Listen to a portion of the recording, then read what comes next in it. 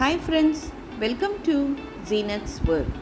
இன்றைக்கி நம்ம சேனலில் நம்ம பண்ண போகிற ரெசிபி ஹோட்டல் ஸ்டைல் மோர் குழம்பு தான். இது எப்படி ஈஸியாக சிம்பிளாக டேஸ்ட்டாக பண்ணுறதுன்னு பார்க்கலாம். நான் இங்கே இப்போ ஒரு கப் தயிர் எடுத்திருக்கேன். தயிர் ஒரு மாதிரி கட்டியாக இருக்குது பாருங்கள்.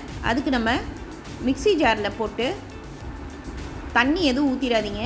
அந்த தயிரை அப்படியே நல்லா நைஸாக அரைச்சி எடுக்க போகிறோம். பாருங்கள், நல்லா ஸ்மூத்தாகிடுச்சு. இப்போ நம்ம இதை ஒரு பவுலில் ஊற்றி தனியாக வச்சிடலாம். இப்போ நான் இங்கே சின்ன மிக்ஸி ஜாரில் ஒரு அரை மணி நேரம் ஊற வச்ச துவரம்பருப்பு ஒரு 2 ஸ்பூன் ஊற வச்சுருக்கேன். தண்ணி ஊற்றி தண்ணி எல்லாத்தையும் எடுத்துகிட்டு இதை நான் மிக்ஸி ஜாரில் போட்டுறேன். இது கூடவே 2 துண்டு இஞ்சி, 2 பச்சை மிளகா, 1 ஸ்பூன் சீரகம். இதை கொஞ்சமாக தண்ணி ஊற்றி நல்லா நைஸாக அரைச்சி எடுத்துருங்க. நல்லா இந்த டெக்ஸ்சரில் இருக்கணும். இப்போ நம்ம அரைச்சி வச்ச தயிர் இருக்குது பாருங்கள்.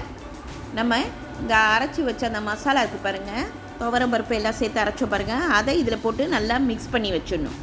மிக்ஸி ஜாரில் கொஞ்சமாக தண்ணி ஊற்றி அந்த நல்லா கழுவி இதில் ஊற்றிடுங்க.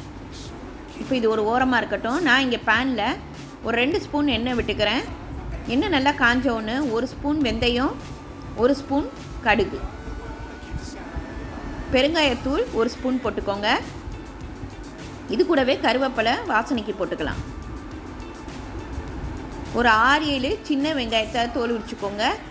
காஞ்ச மிளகா 2 கிள்ளி போட்டுக்கலாம்.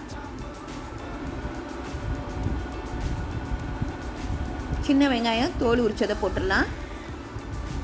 இப்போ இதெல்லாம் சேர்ந்து நல்லா வதக்கிடலாம். நல்லா வதங்கினவுடனே நம்ம அரைச்சி வச்சோம் பாருங்கள் அந்த தயிர், இதில் ஊற்றிடலாம். ரொம்ப தண்ணி ஊற்ற தேவையில்லை. திக்காக இருந்தால் தான் நல்லாயிருக்கும் மோர் குழம்பு. கொஞ்சமாக தண்ணி ஊற்றிக்கோங்க. அடுப்பை கொஞ்சம் சிம்மில் வச்சுக்கோங்க. உப்பு தேவையான அளவு போட்டுக்கலாம். இது கூடவே மஞ்சத்தூள் 1/2 ஸ்பூன் போட்டுக்கலாம். இப்போ இதை நல்லா மிக்ஸ் பண்ணிடுங்க. கீழே அடி பிடிக்கக்கூடாது, அதனால் அடுப்பு சிம்மில் வச்சுக்கோங்க. இப்போ நம்ம மூடி போட்டு ஒரு 5 நிமிஷம் நல்லா கொதிக்க விட்டுறலாம். நடுநடுவில் கொஞ்சம் கிளறிக்கோங்க, அடி பிடிக்காமல் இருக்கும். இப்போ 5 நிமிஷம் ஆயிடுச்சு பாருங்கள். சூப்பராக நல்லா கொதி வந்துருச்சு. இதுக்கு மேலே ரொம்ப கொதிக்க விட வேணாம். இப்போ நம்ம அடுப்பை ஆஃப் பண்ணிடலாம்.